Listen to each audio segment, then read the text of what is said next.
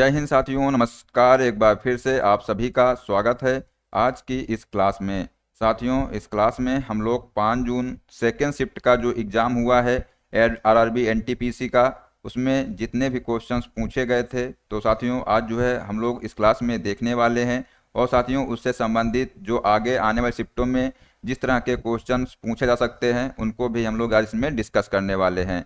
साथियों, description box में एक लिंक दी हुई है टेलीग्राम की, जिस पर साथियों जिस भी कैंडिडेट का जो एग्ज़ाम हुआ है या होने वाला है, तो साथियों उस पे जो है आप लोग क्वेश्चंस को ज़रूर शेयर करिएगा। ठीक है, तो साथियों आइए स्टार्ट करते हैं। साथियों, क्लास को स्टार्ट करने से पहले अगर आप लोग चैनल पर पहली बार आए हैं तो चैनल को सब्सक्राइब कर लीजिए और जो बेल आइकन है उसको प्रेस कर लीजिए, जिससे कि आने वाली सभी क्लास का नोटिफिकेशन आपको मिलता रहेगा। तो साथियों आइए देखते हैं। पहला क्वेश्चन पूछा गया था, पेनिसिलिन की खोज किसके द्वारा किया गया था? आंसर हो जाएगा अलेक्जेंडर फ्लेमिंग के द्वारा जो है पेनिसिलिन की खोज किया गया था। अगर आपसे पूछा जाए कि इसकी खोज कब की गई थी, तो साथियों याद रखिएगा 1928 में पेनिसिलिन की खोज की गई थी। साथियों जो अलेक्जेंडर फ्लेमिंग थे, उन्होंने एक पेट्री डिश पर फफूंद को देखा जो स्टेफिलोकोकस बैक्टीरिया की वृद्धि को रोक रही थी। फ्लेमिंग ने फफूंद के अर्क का अध्ययन किया और पाया कि यह जो बैक्टीरिया है, बैक्टीरिया को मार सकता है, जिसे उन्होंने पेनिसिलिन नाम दिया। ठीक है, तो आप लोग यहाँ से याद रखिएगा साथियों, अगर आपसे आने वाले शिफ्टों में पूछा जाए कि जो पेनिसिलिन है इसकी खोज कब की गई थी, तो याद रखिएगा 1928 में की गई थी। नेक्स्ट क्वेश्चन साथियों पूछा गया था कि ब्रिटिश सरकार ने ईस्ट इंडिया कंपनी के शासन को विनियमित करने के लिए किस अधिनियम को पारित किया? तो साथियों आंसर हो जाएगा रेगुलेटिंग एक्ट 1773 का। इसका उद्देश्य क्या था? तो कंपनी के कार्यों पर ब्रिटिश नियंत्रण को बढ़ावा देना दोस्तों इसका उद्देश्य था। आइए और देख लेते हैं जो इम्पोर्टेंट है अधिनियम। तो साथियों याद रखिएगा भारत सरकार अधिनियम 1858। तो दोस्तों 1857 के सिपाही विद्रोह के बाद ब्रिटिश सरकार ने भारत में ईस्ट इंडिया कंपनी के शासन को समाप्त कर दिया और भारत को ब्रिटिश क्राउन के अधीन कर दिया। यह दोस्तों अधिनियम जो है 1858 में पारित किया गया था। तो याद रखिएगा जो 18 भारत सरकार अधिनियम है ये कब पारित किया गया था? तो 1858 में ये पारित किया गया था। ठीक है साथियों, अगला है अधिनियम जो इम्पोर्टेंट है, भारत सरकार अधिनियम 1935। तो दोस्तों इसको भी याद रखिएगा, जो ये अधिनियम है 1935 में पारित किया गया था और इसने जो है भारत में एक संघीय सरकार स्थापित की, जिसमें प्रांतीय और संघीय विधानसभाएं शामिल थी। दोस्तों जो अन्य महत्वपूर्ण एक्ट हैं इनको भी देख लेते हैं। 1813 का चार्टर एक्ट जो ईसाई मिशनरियों को भारत में प्रवेश करने की अनुमति देता है। दोस्तों जो 1833 का चार्टर एक्ट है जिसने कंपनी के व्यापारिक एकाधिकार को समाप्त कर दिया। तो दोस्तों ये जो इतने भी अधिनियम है और एक्ट हैं ये आने वाले एग्जाम के लिए महत्वपूर्ण हैं, इसलिए इनको भी आप लोग याद कर लेना। अगला साथियों क्वेश्चन पूछा गया था, 1555 में शेर शाह सूरी को हराकर अफगान का साम्राज्य किसने खत्म किया? ये साथियों आपसे क्वेश्चन पूछा गया था। आंसर हो जाएगा शेर शाह सूरी ने 1539 में चौसा की लड़ाई में हुमायूं को हराया और अफगान साम्राज्य स्थापित किया। ठीक है, तो दोस्तों याद रखिएगा जो 1555 में जो शेर शाह सूरी को हराकर अफगान का जो साम्राज्य है किसने खत्म किया था? तो वो था हुमायूं। ठीक है, तो शेर शाह सूरी ने साथियों 1539 में चौसा की लड़ाई में हुमायूं को हरा करके और अपना अफगान साम्राज्य स्थापित किया था। हुमायूं ने साथियों 1540 में कन्नौज की लड़ाई में शेर शाह सूरी को हारने के बाद अपना साम्राज्य खो दिया और जो है दोस्तों ये भारत छोड़ दिया। हालांकि हुमायूं ने 1555 में ईरान से वापस आकर के शेर शाह के अधिकारियों को हराया और दिल्ली तथा आगरा पर फिर से अधिकार कर लिया। ठीक है, तो ये भी आप लोग याद रखिएगा। इस तरह जो है क्या हुआ, हुमायूं ने शेर शाह के द्वारा स्थापित अफगान साम्राज्य को समाप्त किया और मुगल साम्राज्य की पुनः स्थापना की। ठीक है साथियों, अगला क्वेश्चन पूछा गया था कि न्यायमूर्ति भूषण रामकृष्ण गवई सर्वोच्च न्यायालय के कितने नंबर के मुख्य न्यायाधीश बने? तो साथियों याद रखिएगा जो न्यायमूर्ति भूषण रामकृष्ण हैं ये जो है 14 मई 2025 को भारत के 52वें मुख्य न्यायाधीश के रूप में कार्यभार संभाला और 23 नवंबर 2025 तक साथियों ये पद पर रहेंगे। साथियों अगर आपसे पूछा जाए कि 51वें कौन थे, तो याद रखिएगा जो संजीव खन्ना दोस्तों थे, ये जो है 51वें मुख्य न्यायाधीश के पद पर रहे। ठीक है। और साथियों अगर पूछा जाए कि ये कब से कब तक रहे, तो याद रखिएगा 11 नवंबर 2024 से लेकर के 13 मई 2025 तक साथियों ये पद पर रहे। ठीक है, तो ये भी पॉइंट आप लोग याद रखिएगा। साथियों अगर आपसे पूछा जाए कि जो पहले कौन थे मुख्य न्यायाधीश, तो याद रखिएगा हरिलाल जे कुसुमदास कानिया, ये जो है पहले मुख्य न्यायाधीश थे।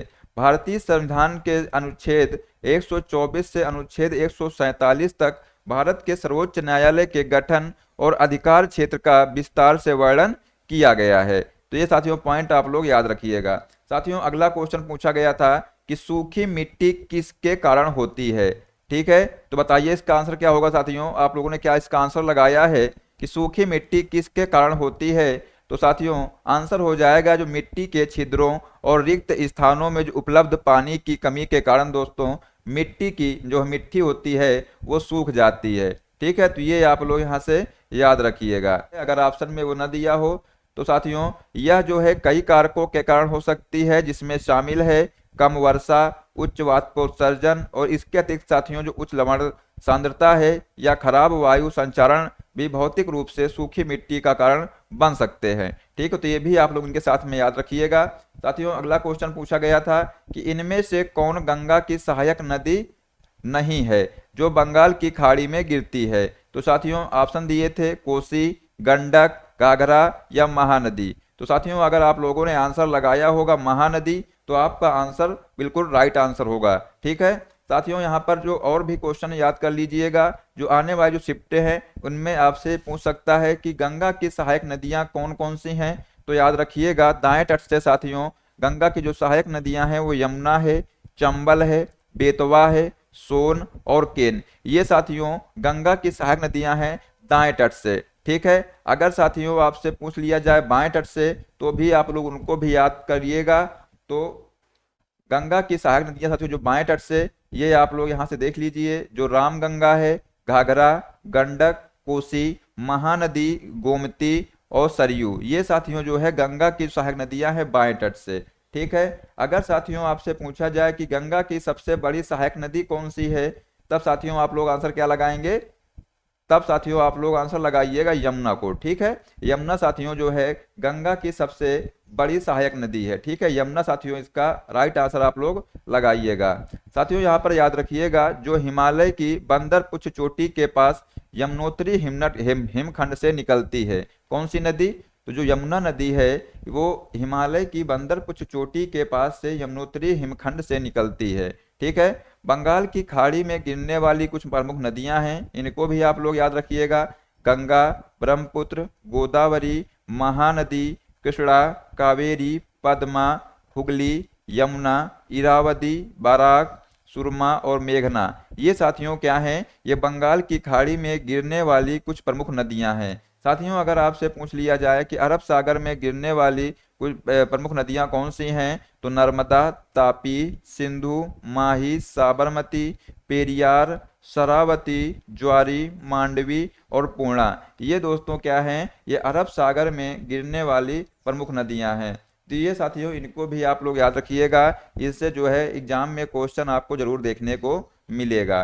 ठीक है, अगला क्वेश्चन दोस्तों पूछा गया था 106वें संविधान संशोधन अधिनियम 2023 के तहत लोकसभा और राज्य विधानसभाओं में महिलाओं को कितना प्रतिशत आरक्षण दिया गया है। तो साथियों यह अधिनियम जिसे नारी शक्ति वंदन अधिनियम भी कहा जाता है, ये आप लोग पहला पॉइंट यहाँ से याद रखिएगा। ठीक है, अब यहाँ पर पूछा गया है कितना आरक्षण दिया गया है, तो साथियों 33% आरक्षण दिया गया है। ठीक है, 2023 में पारित किया गया था इस अधिनियम को, और इसका उद्देश्य इन विधानसभाओं में महिलाओं की भागीदारी को बढ़ाना है।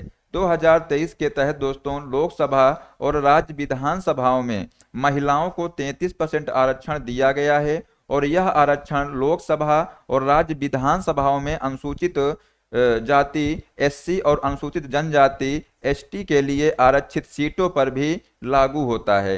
ठीक है। तो साथियों जो 166वां संविधान संशोधन था, ये जो है इसको नारी शक्ति वंदन अधिनियम के नाम से भी जाना जाता है। ये आप लोग यहाँ से पॉइंट याद रखिएगा। ठीक है, आगे साथियों बात करते हैं।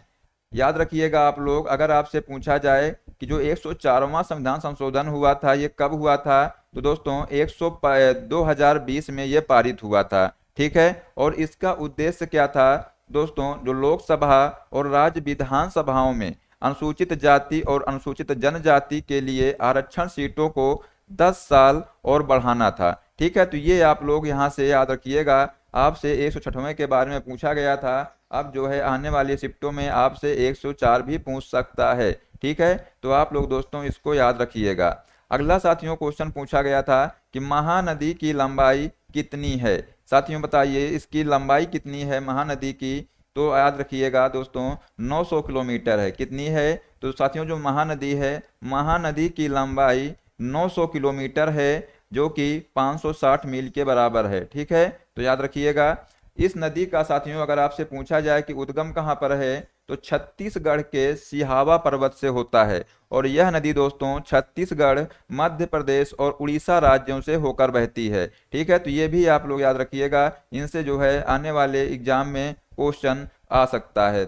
सबसे बड़ा बांध अगर आपसे पूछा जाए कि सबसे बड़ा बांध कौन सा है, तब साथियों आप लोग क्या आंसर लगाइएगा, हीराकुंड बांध दोस्तों सबसे बड़ा बांध है, और इसी नदी पर स्थित है। ठीक है, याद रखिएगा। महानदी की प्रमुख सहायक नदियां कौन सी हैं, तो दोस्तों ये पॉइंट इंपॉर्टेंट है, इसको आप लोग नोट कर लीजिए और याद कर लीजिए कि महानदी की प्रमुख सहायक नदियां कौन सी है, तो शिवनाथ, जोंक, हसदेव, मंड, इब, ओंग। आज साथियों जो महानदी की प्रमुख सहायक नदियां हैं। साथियों अगला क्वेश्चन पूछा गया था कि सिंधु नदी का मुख्य स्रोत क्या है। बताइए इसका आंसर क्या होगा दोस्तों। पूछा गया था जो सिंधु नदी है इसका मुख्य स्रोत क्या है, तो इसका आंसर हो जाएगा जो सिंधु नदी है इसका मुख्य स्रोत तिब्बत में मानसरोवर झील के पास बुखारचू ग्लेशियर है। ठीक है, ये साथियों यह ग्लेशियर कैलाश पर्वत श्रृंखला के उत्तरी ढलान पर स्थित है। कहाँ पर स्थित है, जो कैलाश पर्वत श्रृंखला है इसके उत्तरी ढलान पर स्थित है, और तिब्बत में इसे सिंधी खंबन या शेर का मुंह भी कहा जाता है। तो ये साथियों आप लोग याद रखिएगा। साथियों अगर आपसे पूछा जाए कि इसकी कुल लंबाई कितनी है, तब दोस्तों आप लोग आंसर लगाइएगा 3180 किलोमीटर। कितनी है लंबाई, तो दोस्तों जो सिंधु नदी है इसकी लंबाई है 3180 किलोमीटर इसकी लंबाई है। ये भी आप लोग याद रखिएगा। सिंधु नदी के प्रमुख सहायक नदियां ये भी आप लोग याद रखिएगा दोस्तों।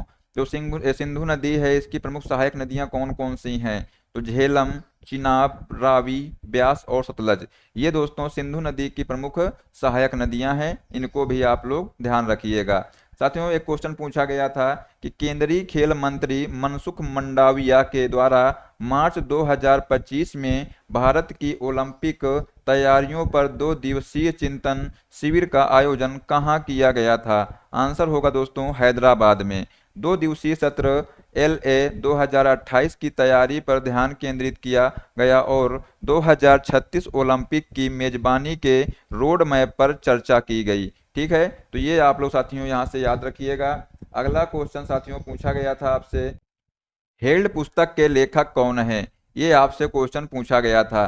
तो साथियों जो हेल्ड पुस्तक है के लेखक कौन है, तो हेल्ड लेखक और कवि एनी माइकल्स द्वारा लिखा गया साथियों एक उपन्यास है जिसे पेंगुइन रैंडम हाउस की सहायक कंपनी नोपफ द्वारा प्रकाशित किया गया है। ठीक है, तो ये याद रखिएगा किसके द्वारा लिखा गया था, तो एनी माइकल्स के द्वारा साथियों ये उपन्यास लिखा गया था। अगला साथियों क्वेश्चन पूछा गया था कि न्यूयॉर्क स्थित संयुक्त राष्ट्र मुख्यालय में महिलाओं की स्थिति पर आयोग CSW के 59वें सत्र में भारतीय प्रतिनिधिमंडल का नेतृत्व किसने किया।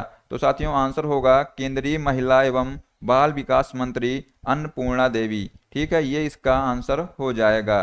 ठीक है, आगे साथियों देख लेते हैं इससे संबंधित जो और इम्पोर्टेंट पॉइंट हैं जो कि आने वाले एग्जाम में ये आ सकते हैं।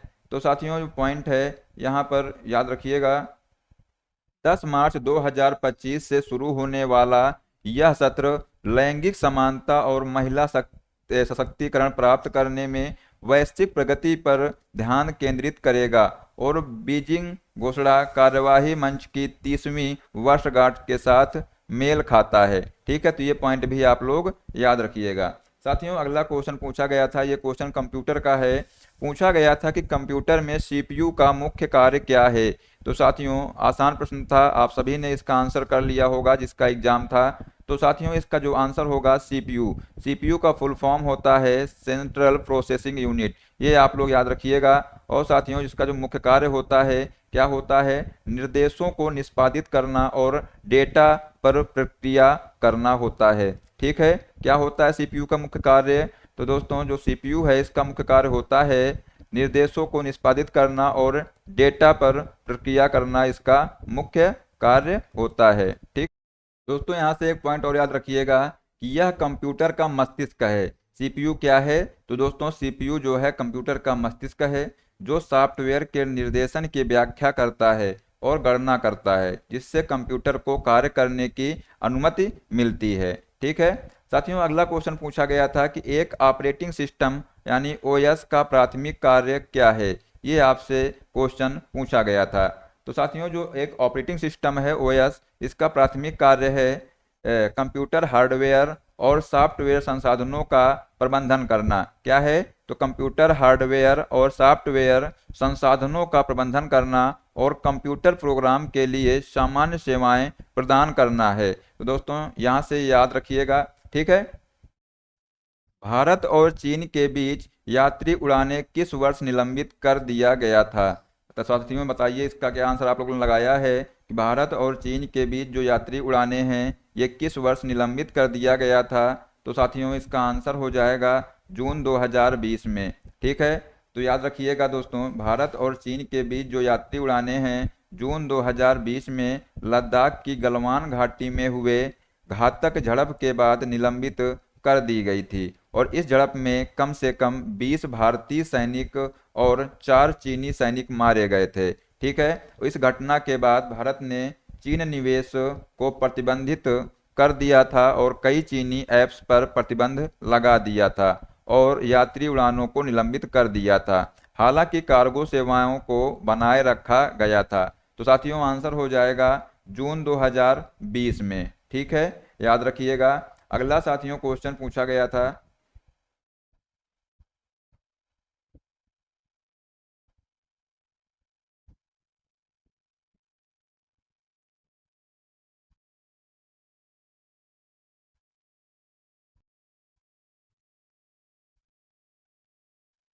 जनवरी 2025 डाटा के अनुसार युवा स्किल डेवलपमेंट स्कीम के तहत कितने युवाओं को प्रशिक्षण दिया गया है। तो साथियों, 1 जनवरी 2025 तक उपलब्ध आंकड़ों के अनुसार RSETI सहित विभिन्न कौशल विकास योजनाओं के तहत कुल 54,03,231 उम्मीदवारों को प्रशिक्षण प्राप्त किया गया है। कौशल भारत मिशन का लक्ष्य दोस्तों क्या है। अगर आपसे पूछा जाए तो 40 करोड़ यानी कि 400 मिलियन लोगों को विभिन्न कौशलों में कुशल बनाना इसका लक्ष्य है। ठीक है, तो ये भी आप लोग दोस्तों याद रखिएगा।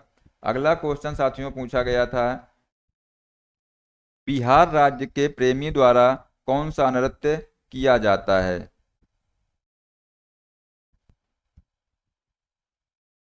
बिहार राज्य के प्रेमी द्वारा कौन सा नृत्य किया जाता है। तो साथियों, आंसर हो जाएगा जट जाटनी। ये दोस्तों जो है बिहार राज्य के प्रेमी द्वारा ये नृत्य किया जाता है, जिसे पुरुषों और महिलाओं की जोड़ी द्वारा ये किया जाता है और अक्सर प्रेम और वियोग के विषयों को दर्शाता है। यह अपने जीवंत वातावरण के लिए जाना जाता है और विशेष रूप से उत्तर बिहार के मिथिला और कोसी क्षेत्रों में लोकप्रिय है ये। और यह नृत्य अक्सर मानसून के मौसम में चांदनी रातों में किया जाता है। तो दोस्तों, ये जो जट जाटनी नृत्य है ये प्रेमी द्वारा किया जाता है। ये आप लोग यहाँ से याद रखिएगा। साथियों, अगला क्वेश्चन पूछा गया था, सौरा चित्रकला किस राज्य में पाई जाती है। तो दोस्तों, जो सौरा चित्रकला है ये जो कि दीवार भित्ति चित्रों की एक शैली है, उड़ीसा राज्य में पाई जाती है। यह चित्रकला मुख्य रूप से उड़ीसा की शोर जनजाति द्वारा की जाती है। तो साथियों याद रखिएगा, अगर आपसे पूछा जाए कि ये किस जनजातियों के द्वारा बनाई जाती है, तो 16 जनजातियों के द्वारा साथियों ये बनाई जाती है। ठीक है, कहाँ पर? तो उड़ीसा राज्य में। ठीक है, अगला क्वेश्चन साथियों पूछा गया था कि ग्रामीण जनसंख्या का कितना प्रतिशत कृषि पर निर्भर है। तो साथियों आंसर हो जाएगा, सर्वेक्षण में कहा गया है कि देश की 65% आबादी 2021 के आंकड़े के अनुसार ग्रामीण क्षेत्रों में रहती है और 47% आबादी आजीविका के लिए कृषि पर निर्भर है। ठीक है, 1947 में भारत की स्वतंत्रता के समय देश की लगभग 75% जनसंख्या अपनी आजीविका के लिए कृषि पर निर्भर थी। ठीक है साथियों, अगला क्वेश्चन पूछा गया था कि Alt+F2 का उपयोग किसके लिए करते हैं। तो याद रखिएगा, माइक्रोसॉफ्ट एक्सेल में Alt+F2 दबाने से सेव एज विंडो खुल जाती है, जिससे आप अपनी वर्तमान फाइल को किसी अलग नाम से या अलग फॉर्मेट में सेव कर सकते हैं। ठीक है, तो याद रखिएगा जो Alt+F2 है दोस्तों, ये माइक्रोसॉफ्ट में जो है सेव एज विंडो खुल जाती है इससे। ठीक है, अगला साथियों क्वेश्चन पूछा गया था, क्या है? मेंडलीव की आवर्त सारणी किस आधार पर व्यवस्थित की गई है। तो दोस्तों जो मेंडलीव की आवर्त सारणी है परमाणु द्रव्यमान पर आधारित है। ठीक है, अगर साथियों आपसे पूछा जाए कि जो डायमित्री मेंडलीव हैं इन्होंने इसको कब जो है प्रस्तुत किया, तो 1869 में। ठीक है, तो साथियों जो डायमित्री मेंडलीव हैं इन्होंने बढ़ते परमाणु द्रव्यमान के अनुसार व्यवस्थित 63 ज्ञात तत्वों को शामिल किया था। ठीक है, तो अगर आपसे पूछा जाए कि जो मेंडलीव हैं इन्होंने साथियों कितने तत्वों को शामिल किया था, तो याद रखिएगा 63 तत्वों को शामिल किया था। ठीक है, आधुनिक आवर्त सारणी परमाणु संख्या पर दोस्तों आधारित है और हेनरी मोसले ने 1913 में किया था। ठीक है, और आधुनिक आवर्त सारणी में 18 समूह और 7 आवर्त हैं। तो ये भी आप लोग साथियों याद रखिएगा, जो आपसे आने वाली शिफ्टों में पूछा जा सकता है कि जो आधुनिक आवर्त सारणी है इसमें कितने आवर्त और कितने समूह हैं। तो याद रखिएगा 18 समूह और 7 आवर्त हैं। और साथियों जो इसको किसने प्रस्तुत किया था, तो याद रखिएगा दोस्तों हेनरी मोसले ने इसको प्रस्तुत किया था। अगला क्वेश्चन है कि 1530 जो है में किस मुगल शासक ने सब कुछ खत्म करके एक अच्छा साम्राज्य अपने सुपुत्रों को सौंप दिया था और मर गया था। तो साथियों आंसर होगा इसका बाबर। ठीक है साथियों, अगला क्वेश्चन पूछा गया था कि स्मार्ट सिटी परियोजना से कितना प्रतिशत बजट कम हुआ है। तो इसका आंसर होगा जो वित्त मंत्री निर्मला सीतारमण ने, साथियों जो वित्त मंत्री हैं निर्मला सीतारमण, इन्होंने 1 फरवरी को वित्तीय वर्ष 2024 के लिए अंतरिम बजट पेश करते समय यह नोट किया कि केंद्र सरकार की मुख्य योजनाओं विशेष रूप से अटल कायाकल्प और शहरी परिवर्तन मिशन अमृत और स्मार्ट सिटी मिशन के लिए बजटीय आवंटन में लगभग 21% की कमी देखी गई है। ठीक है, तो याद रखिएगा यहाँ पर पूछा गया था आपसे कि स्मार्ट सिटी परियोजना से कितना प्रतिशत जो है बजट कम हुआ है।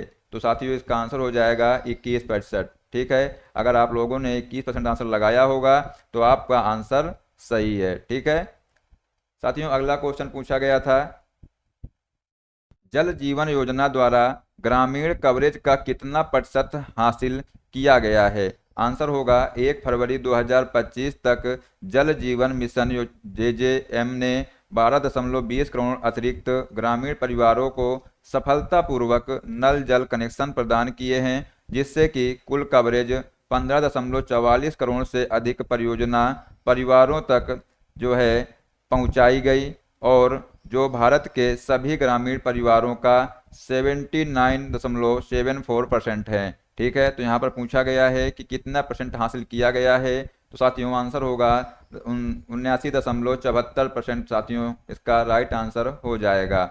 अगला क्वेश्चन साथियों पूछा गया था, वेदरा के युद्ध के समय मुगल बादशाह कौन था। यह क्वेश्चन आपसे पूछा गया था। तो साथियों जो वेदरा की लड़ाई हुई थी ये नवंबर 1759 में हुई थी और साथियों इस लड़ाई में अंग्रेजों और डचों के बीच लड़ी गई थी लड़ाई। और साथियों याद रखिएगा, अगर आपसे पूछा जाए कि वेदरा का युद्ध है ये अंग्रेजों ने डच को हराया था। ठीक है, इस युद्ध में, और इस युद्ध ने अंग्रेजों के बंगाल में अपना प्रभुत्व स्थापित करने में मदद की थी।